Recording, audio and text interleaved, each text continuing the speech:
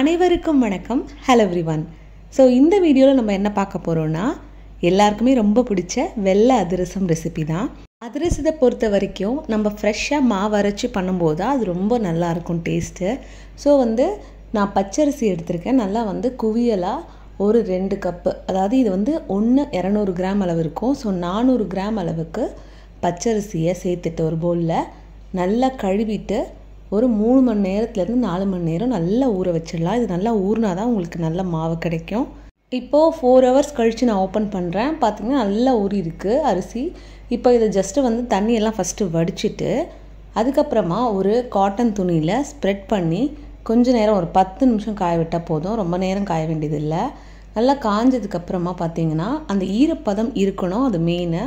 ரொம்ப ட்ரை ஆகிடக்கூடாது அரிசி, அதுவும் ரொம்ப முக்கியம். ஸோ ஒரு 10லேருந்து 15 நிமிஷம் விட்டோன்னா நல்லா காஞ்சிரும். இப்போ கையில் எடுத்து பார்த்தோன்னா கையில் லைட்டாக 1-2 அரிசி இருக்கணும், அந்த மாதிரி இருக்கணும். இது கரெக்டான பக்குவமாக இருக்குது. இப்போ இதை மிக்ஸி ஜாரில் கொஞ்சம் கொஞ்சமாக சேர்த்து அரைச்சிக்கலாம். மொத்தமாக போட்டு அரைக்கிறத விட அந்த மாதிரி அரைச்சோன்னா நல்லா ஃபைனாக பவுடராக கிடைக்கும். எந்த அளவுக்கு முடியுமோ அந்த அளவுக்கு நல்லா நைஸாக அரைச்சிக்கலாம். அரைச்சிட்டு இந்த மாதிரி சலிச்சு எடுத்துக்கணும், அது ரொம்ப முக்கியம். ஸோ சலிச்சுட்டு மேலே தங்குறத அகெயின் திருப்பி அரைச்சி திருப்பி சலிக்கணும். நம்ம எந்த அளவுக்கு முடியுமோ அந்த அளவுக்கு நைஸாக அரைச்சோன்னா தான் உங்களுக்கு சூப்பராக கிடைக்கும். ஸோ அது ஃபுல்லாக சலிச்சு எடுத்துக்கலாம். இப்போ நான் 2 கப்பு போட்டேன் இல்லையா, அதுக்கு 4 கப் அளவு அரிசி மாவு கிடைக்கும். எப்போவுமே நம்ம 1 கப்பு போட்டோம்னா நம்மளுக்கு டபுள் த அமௌண்ட் கிடைக்கும். இப்போ நான் செய்ய போகிற அதிரசத்துக்கு 2 கப்பு தான் எடுக்க போகிறேன். அதாவது குவியலாக 2 கப்பு, கிட்டத்தட்ட 400 கிராம் கிடச்சிது.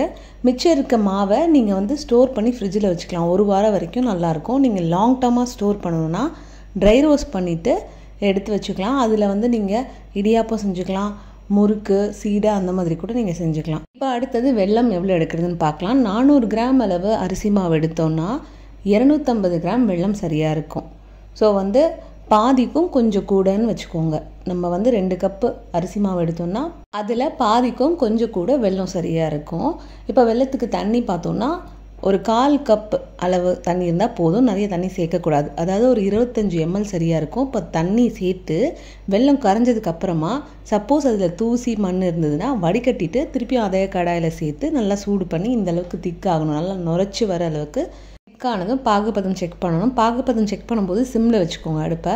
இப்போ இதிலேருந்து கொஞ்சமாக எடுத்து ஒரு பாத்திரத்தில் தண்ணி விட்டு அதில் நம்ம இந்த சிரப்பை சேர்த்துட்டு கைகளால் உருட்டி பார்க்கணும். உருட்டி பார்க்கும்போது அழகாக ஒரு ஜெல்லி கன்சிஸ்டன்சிக்கு இந்த மாதிரி நல்லா உருட்ட வரணும். ரொம்ப ஹார்டாக இருக்கக்கூடாது. சாஃப்டான ஒரு ஜெல் மாதிரி வரணும். இந்த அளவுக்கு வந்ததுன்னா கரெக்டாக இருக்குதுன்னு அர்த்தம்.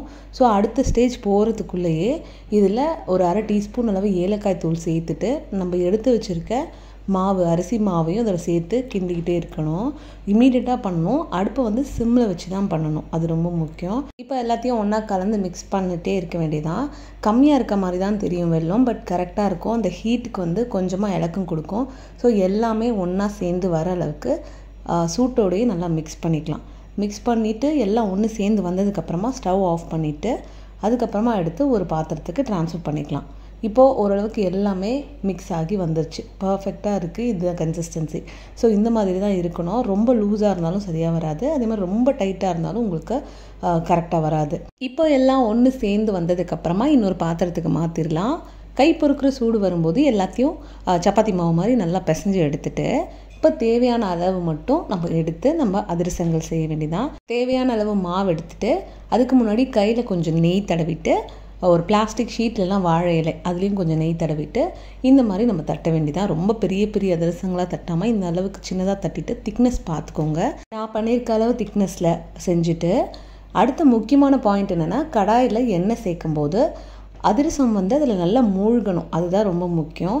அதிரசம் சரியாக மூழ்காத அளவுக்கு எண்ணெய் பற்றாமல் இருந்ததுன்னா மேலே வெடிப்புகள் வரும். ஸோ அதனால் அது ரொம்ப முக்கியமாக பார்த்துக்கோங்க. அதிரசத்தை உள்ளே சேர்த்த உடனே கிண்டாமல் கொஞ்சம் நேரம் நல்லா உப்பி வரும்.